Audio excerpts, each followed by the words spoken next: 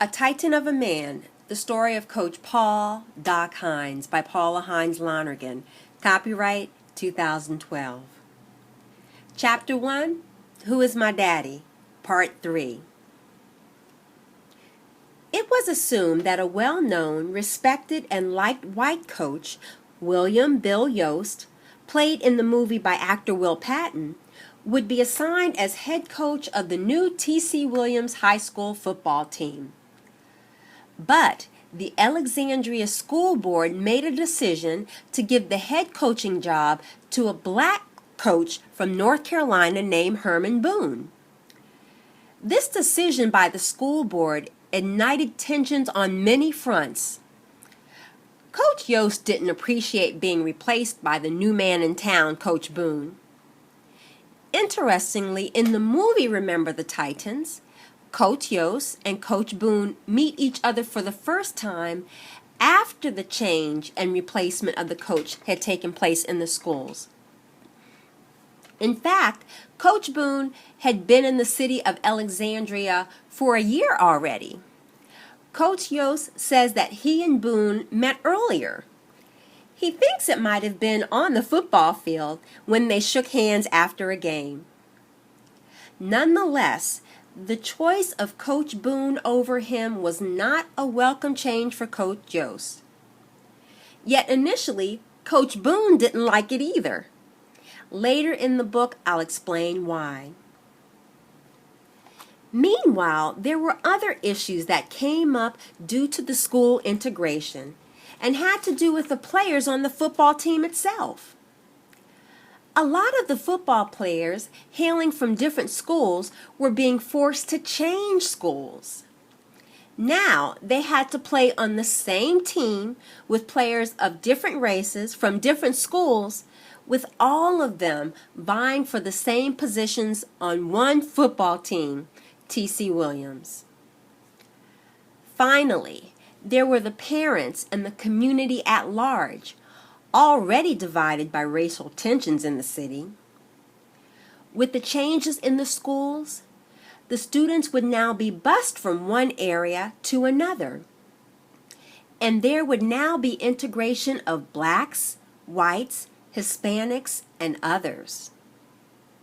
So, overall, though necessary, the changes in the school system in Alexandria were not welcome. As you can surmise, appreciation for the benefits of the change would not come easily or quickly. Yet, the Alexandria School Board felt that this would sufficiently and legally segregate the schools. For their part, the newly developed T.C. Williams coaching staff, headed by Coach Boone, worked hard to get their team ready for the upcoming football season.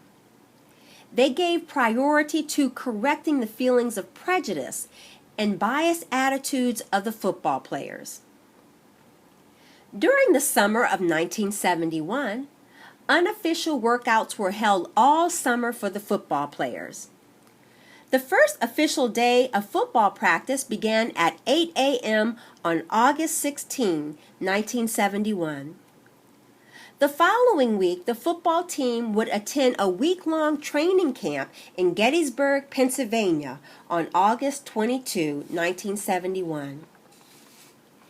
It was in Gettysburg where the players began the process of getting to know each other and subsequently learned to work together as a team. By the time the camp in Gettysburg was over, the players were more unified. They had become an essential part of each other's lives for that time period.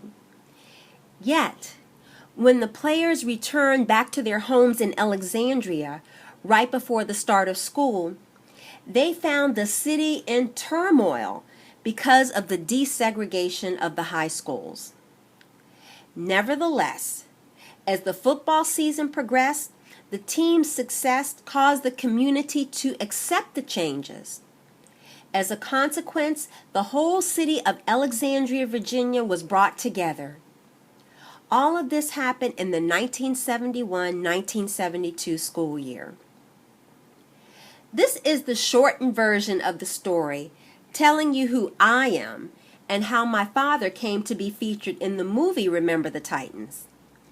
Perhaps that can help you to understand better my unabashed excitement.